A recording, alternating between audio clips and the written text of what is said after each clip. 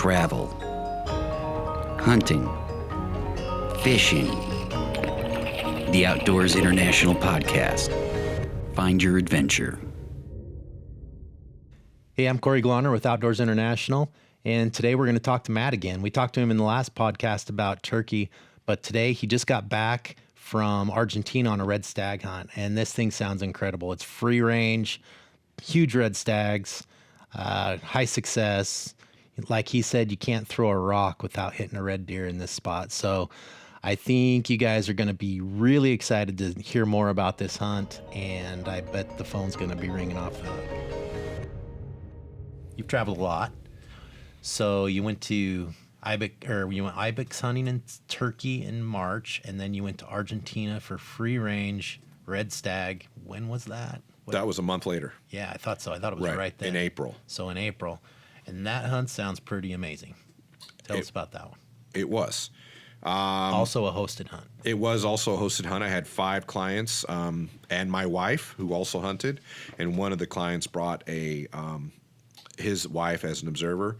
And the funny thing is, she had never, ever, ever been on any hunt ever of any kind, anywhere. Wow. And she was kind of a prissy kind of a lady, you know. You wouldn't think that this is. She went out and got all the coolest, latest hunting girl fashion and stuff. Right.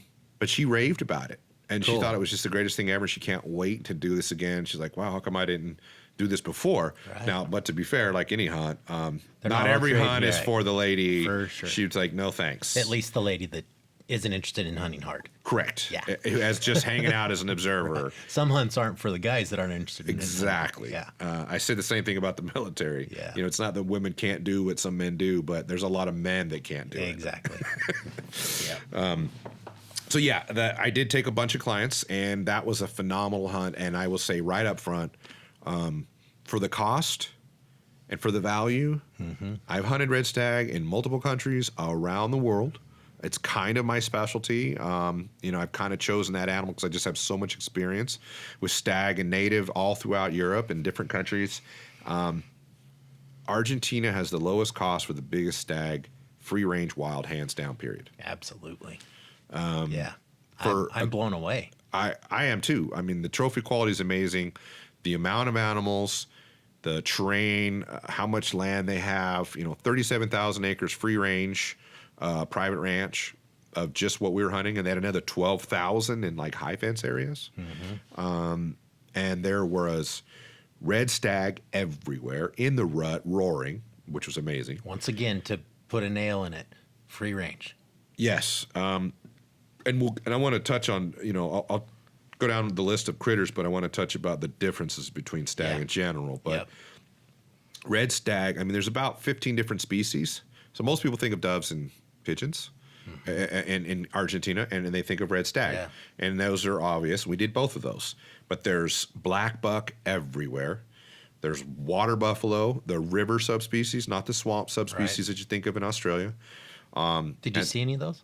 There was a bunch. And cool. I personally didn't go down to do them because we were busy hunting other things, but a bunch of our clients went down, took a bunch of pictures. After they were done hunting, they kind of just showed them around and showed them. But we bumped into Puma.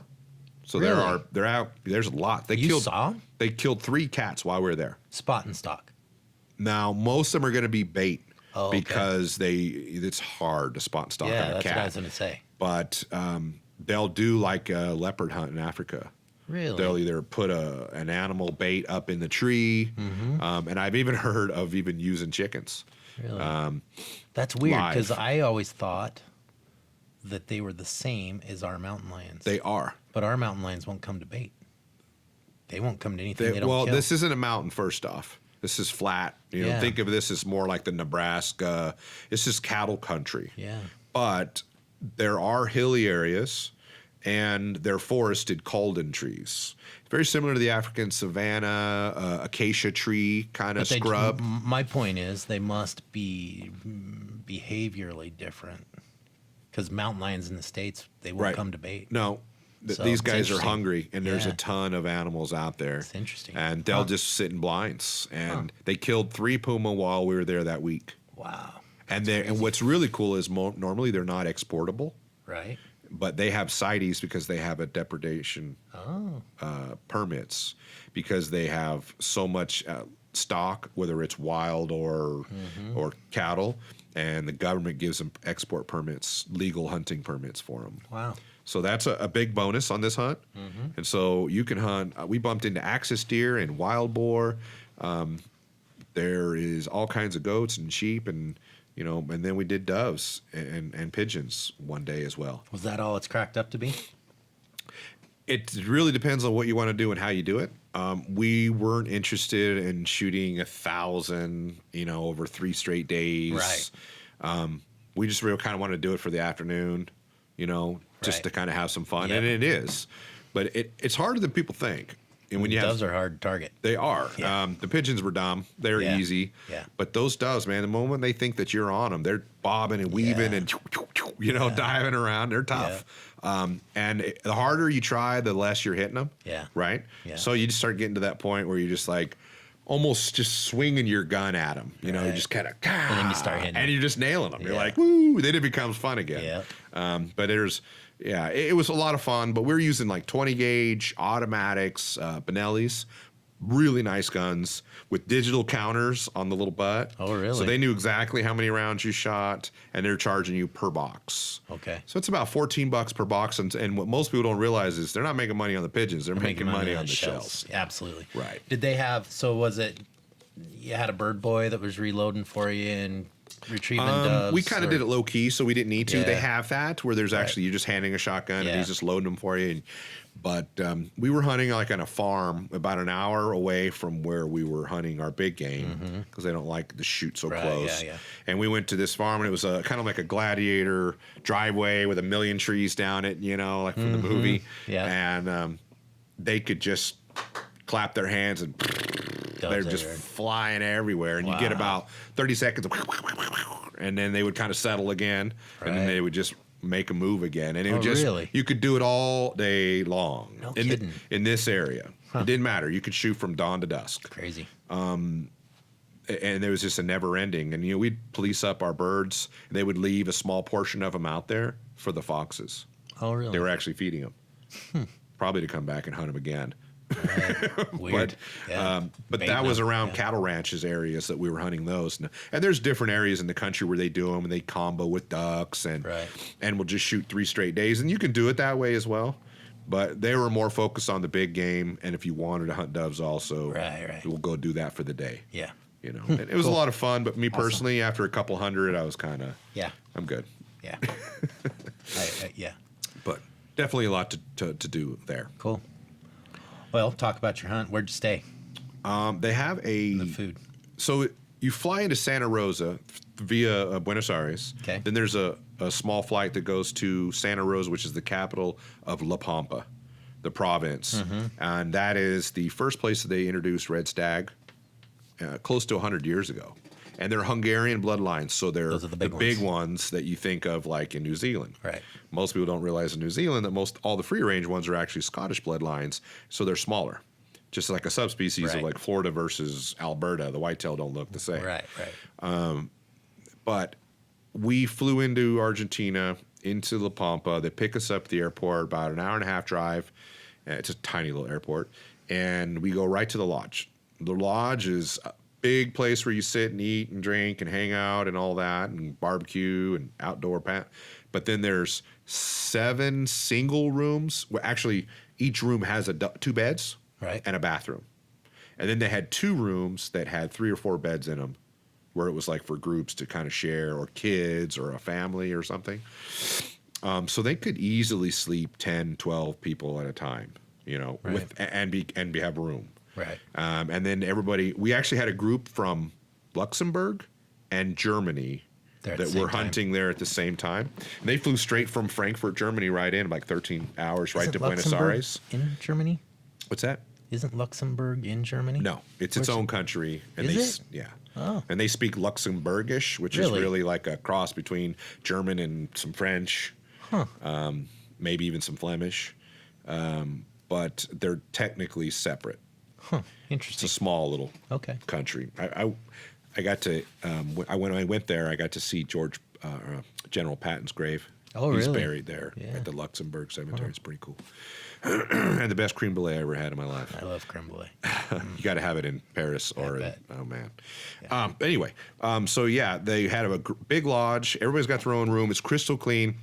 And what's amazing is you get up, go eat breakfast.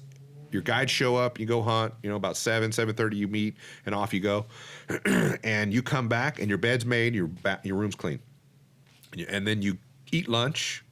And this is, Spanish style. Right. So it's siestas, yeah. right? We're taking 2-hour naps with a fat belly. Yeah. Have some wine, have some beer, or sodas, waters, whatever. Everything is all you can drink, all you can eat. It's all local, inclusive. great, all inclusive. Yep. Everything we ate was something different every day. It was amazing.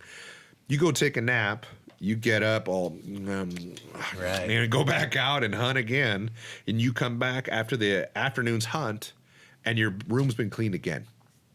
I mean, amazing service. Crazy. Food is phenomenal. Great food, water, drinks, alcohol, whatever. Malbec wine, of course. Yep. And just a great atmosphere. The people at camp that run it, a lady named Irene, they've been doing it over 20-some years. They've had a booth at SCI the whole time, and super warm, friendly, tactile, speaks German, English, and Spanish. Wow. She's blonde-haired, blue-eyed. She runs the camp. And anything you want, it's yours. Anything you need, just tell them. Anything you want to hunt, add it on. You can start on this and end on that. It's all available. And then, like I said, they'll show you around and take pictures of the water buffalo and go see the sites that are local. But you are out there.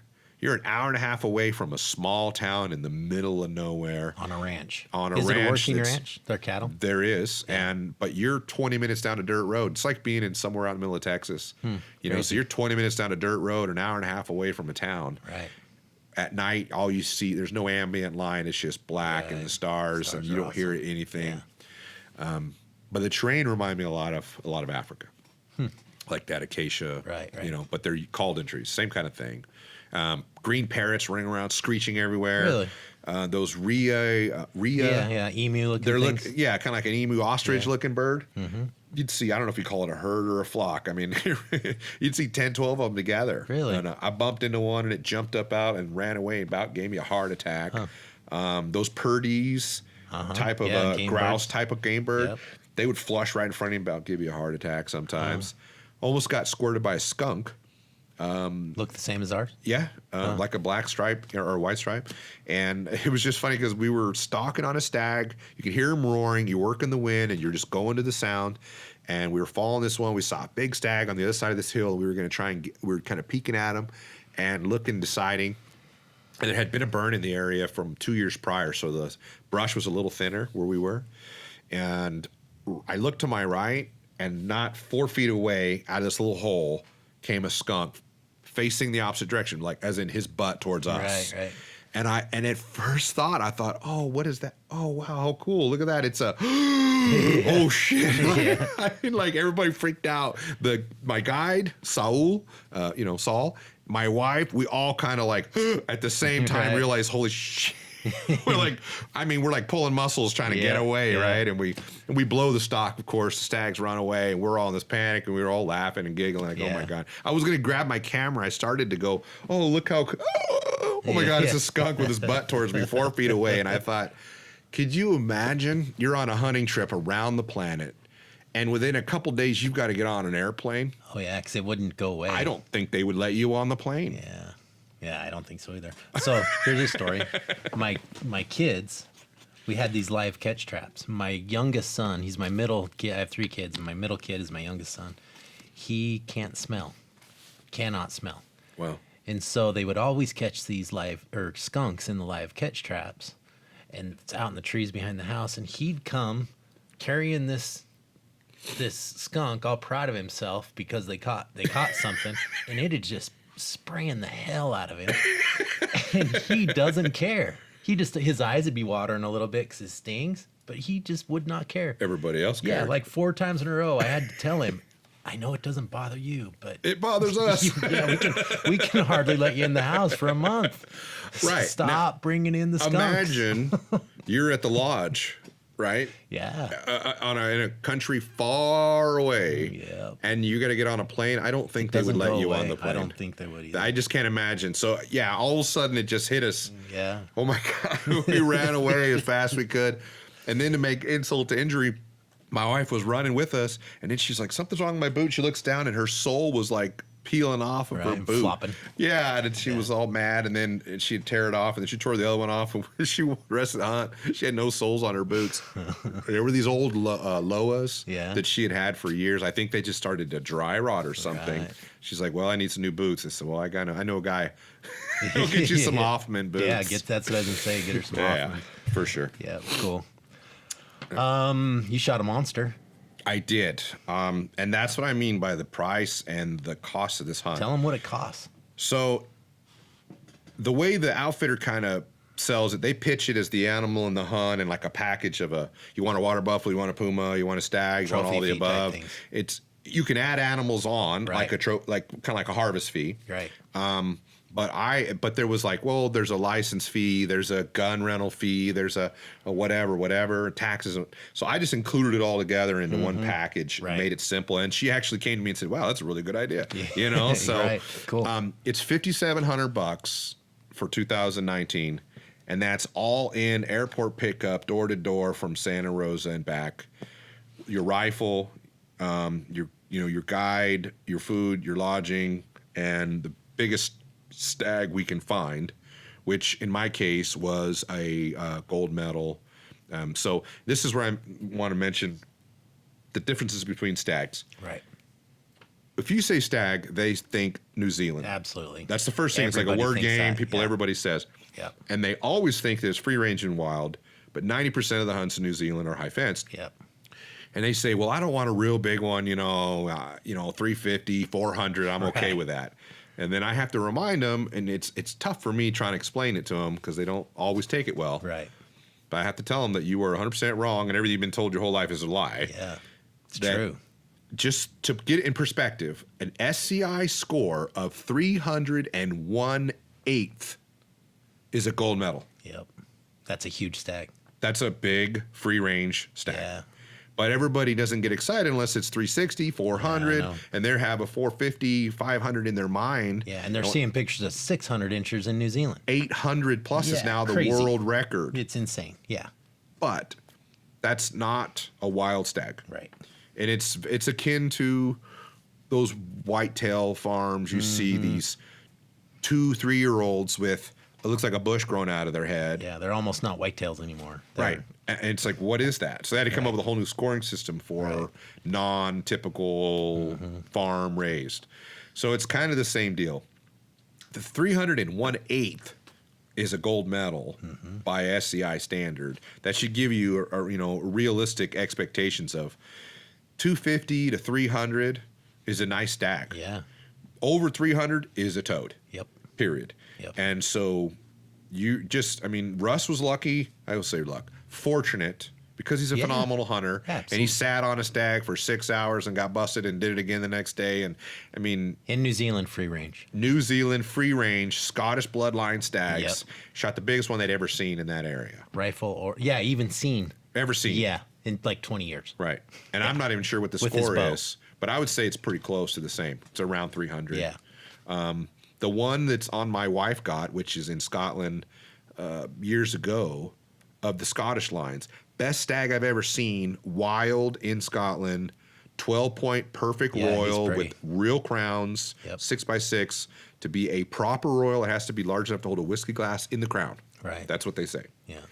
That one is probably, and it's a toad for the area, it's probably not 210. Yeah, I bet you're right. Yeah. And that's just give you the perspective, Scotland's a phenomenal place to hunt. It's an amazing experience, super low cost. Right. But it is what it is in terms of that type of stag. Yep. But if you want the monster of the monsters, I have to tell people, just remember that if a red stag is in the same genus of an elk, but is a smaller cousin, and you thought a 350 elk was a toad, how did you think that a red stag got to be 400? Right. Not without help. But people have the same problem with elk. I saw a lead come through the other day, not to make fun of people, but this is perspective. This is Outdoor Channel is blown people's minds on what reality is. Yeah, this lead came through, and the guy said, "Hey, I'm looking for a cheap management hunt for a 350 bull elk." I've had the same guys say that. I don't want a big one, Right. just like a 350. Yeah, and it's not the guy's fault. He's been fed wrong information. Because he's been watching too much television, and That's a monster. right, It's a monster. a monster. Yeah. And most guys will go their whole life and never get a 350. Yep. So Yep, for sure. I know people. I tell them the same thing when they say I want a 350, and I say me too. And, Tell me where to get it. And then they go, well, I can get one for for $6,000, and I said, dude, I will pay you $1,000 right now. Yeah. I'll give you $2,000 if you can introduce me to the guy that can really do that. Yeah. Because I got people standing in line will pay $20,000 for sure. to do that. Yeah. Absolutely. And then they're like, well, Yeah. I every time I'll pay you right now. I'll give you $2,000 if you can make this happen. So back to Argentina. Yeah. It sounds like it was. I could tell when you came back from it that it was an amazing experience. It was a great value. It seems to me like it's one of those hunts that everybody should do. That should just be on people's lists. It just should. Sure. Like I believe Africa is. I think Africa should be on everybody's list with a good pH. Absolutely. But this also seems just like one of those hunts. Two things. Red stag is almost on everybody's bucket list. Anyway. Generally. Yep. And they think New Zealand first, Yep. and then they'll think Argentina second, Yep. and then it's like the last thing on their mind is Europe. It's like, Right. well, that's where they come from. Yeah. Right? Yeah. Now, the advantage of Argentina over New Zealand, and I'm not saying one is necessarily better than the other, but in my mind, they're both southern hemispheres, so the timeline right off the bat is totally different. Right. Right. So you're doing late March, early April. our off-season. Is total off season for Yeah. you, and it's usually pre-turkey or bear for everybody. Right. Yep. So what are you doing? That's a big benefit. One, obviously, all the northern hemisphere in Europe where they're native is going to be September, October, which is the exact 180-degree 6-month difference. Yep. Now, the other thing is no jet lag. You're not flying way out across the Pacific 18 hours to get to New Zealand, that's or or to Europe, which is 7-8 dropping hours down. ahead. You're just going down south. Right. Now, granted, it's still a long way, but you're going kind of diagonal southeast, so about 1 hour east of Eastern Standard Time. Okay. So if you're from the East Coast, it's only 1 hour difference. Right. If you're from the West Coast, okay, so it's 4 hours. Right. But we were coming out of Mountain Time, out of Boise here, so it was 3 hours for us. Right. But still, No big deal. you get on the plane in late afternoon, you sleep overnight on the plane. Right. You wake up in the morning. You're ready to go. And it's, now the only bummer about this trip is the travel is farther than you'd imagine. Look on the globe. From North America to South America is Yeah. a long way away. Yeah, it is. So jet lag is a benefit. Cost is a benefit. Timelines for season is a great option. Trophy quality. Trophy quality is great. Tons of different animals to choose from. Safe and clean environment. 100% Great outfit. success. Would you say? Everybody was a hunting rifle was done on day 2, Right. and you got 4 days of real hunting to do. That's incredible for free range. I think so. I mean, you can't throw a rock without seeing a red deer. Right. They're everywhere. And this is peak rut, mind you. So unlike elk where they're not necessarily bugling a lot, or if they're in high pressured areas, they're not, they might be super quiet. And so you call to them, right? Whether it's a locator or it's a cow or whatever. But the stag, you can call also, but it's another stag call. Right. So you either use a tube and, Right. They're trying to get another stag to answer, and that's a locator. Right. But you can't get them to just come over like a cow call. Right. So you use it as a locator, then you can spot and stalk through the brush and get to them. So it's really more like an African style shooting off sticks, Right. or maybe a tree or Right. something or other. You're not gonna be able to get in the prone and lay down in the bush because you won't be able to see Right. anything, Yeah. generally speaking. If you're hunting outside of the rut, though, you will be back to patterning feeding areas, bedding areas, catching them in between ambush. But there's still high numbers. Oh, for sure. Yeah, so your it was success would amazing. still be good. You could hear them roaring in every direction, Yeah. and it was just all about the wind and, Right. and going. I can't go that way. To go this way. Right. But we bumped them and multiple other species. Well, tons of black buck. Tons from the of black pictures. buck. Those things turn me on. I really want to get a black buck. Well, I we don't did know too. why. And my wife, bless her heart, tried and shot and missed. Right. And then the next day she got on one. She just couldn't see it from her angle, and I could see it from where I was. I was trying to stay back with the camera and let her, and they had to belly crawl up on them. And they're pretty wary. They're kind of Yeah. like speed goats. Right. You know, pronghorns see you and they're like, what's that? Yeah. Pew! Right? And so they were a lot like that. They would see you, and the moment they even thought you were going to think about moving They're on them. gone. Yeah. And so we got busted more than once trying to get on them. And they're a small body, you know. Yeah. You got a 12-inch window and probably about 8 inches of really kill zone.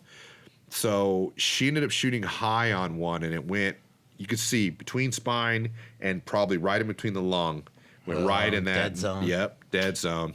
And it was just a, dang it, you know, it just happens. It wasn't necessarily the gun. I don't know. It was just a combination of a lot of things, and it happens. It happens. Yeah. So 3 of the other clients got black bucks. Everybody got their stag. A couple of us went and did doves and pigeons, and some just went kind of looking around at, you know, buffalo and stuff.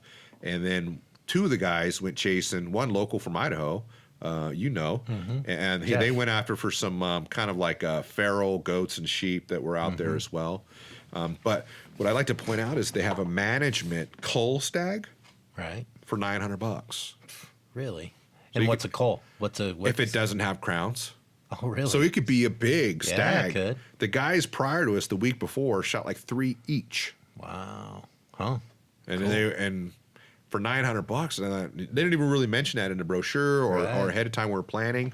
So I now tell everybody, you know, you can get multiple stags Right. and nice looking stags, really. Right. But they just genetically don't have the crowns, and they're not going to Not be what they're looking what for. they want to keep in their Right, herd. So they manage them that way. Cool. But all kinds of strange birds and, you know, and reptiles and just, it's kind of an See odd any, place. Isn't it pangolins? I don't know how common they are. Those armadillo-looking things, I didn't or see. anteaters. I didn't see any of those. I saw like a glimpse as it disappeared, kind of stuff. Yeah. There was a lot of things that were digging holes, but I Right. wasn't sure what they all were until I Right. saw a skunk come out of one of them. Yeah. Huh. Cool. But lots of weird birds and stuff for Yeah. sure. It was, and to think that there's so much puma, and I'm like, wow, you know, Yeah, right. they're not as big as the ones up north because they don't have to be so cold like in the mountains, you know. Were there any of those brown brocket deer? There were, and I think I saw one. And Those I are the have it only on native video. one, aren't they? They are the only native deer, Yeah. correct? Right. And so, like I said, red stag were introduced about almost 100 years ago into La Pampa. But a lot of people think of Patagonia, which is another region technically part of La Pampa, but it's in the far southern in the mountainside. That's actually really only been going about 20 years. Oh. So they don't really have the same herd size and selection, I would say, in terms of density. Right. And they do have a lot of high fence areas also. And so does other places in Argentina. So they have trophy fees. Right. And that's one of the things I love about these guys is they have it's just flat rate, best Yeah, we that's can great. That's great. Well, great. I kind of have some more work to do, so I'm gonna wrap it up if you're good. do. Yeah, I would say overall it's a great place. Like I said, money, cost, value, travel, safety, season, it's great. The only drawback on that hunt is the travel is a pain in the butt. It will Yeah. be 2 days of travel no matter what because there's only one flight going in and out of Santa Rosa. So there's a long layover when you get to Buenos Aires. And there is a international to domestic airport transfer. It's about 30 to 45 minutes on the other side of the city, and it's like $45. You can rent a taxi, basically. Right. He'll take you there. Doesn't matter if you have 3 people or 1 person; it's the same price. Gotcha. And he'll drive you over to the other airport, and then you just kick back and wait until the next flight. So that's the only real drawback I saw was the travel is long. Just took a while. Yeah. So some people went early and stayed in Buenos Aires or in it a Santa cool Rosa for city? a few days. It's giant. Is it? It's just like, and it reminds me very much like Spain, Southern Europe. Right. It has that kind of a feel to it Yeah. without the ancient castles. Right. You know, it's Right. the Americas, but with a Right. Spanish kind of flu. Yeah. Yeah. Flu. Flare. Right. Spanish Not food. the Spanish flu that killed millions. That's not it. Yeah. All right. Well, thank you, sir. Well, thanks Let's for having get me. at it. Yeah, no problem. So, if you want to book a hunt in anywhere in Europe, especially, he's the specialist for Outdoors International.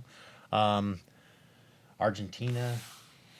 He has a big military background, so if you're a military guy, Matt's the guy you're probably going to want to talk to. Where else? What else? Red Stag anywhere in the world? Yeah. Those are your special. That's Matt's specialty. So if you're interested in anything around those lines, get a hold of us. Go to Outdoors International. Get a hold of Matt. He can take care of you.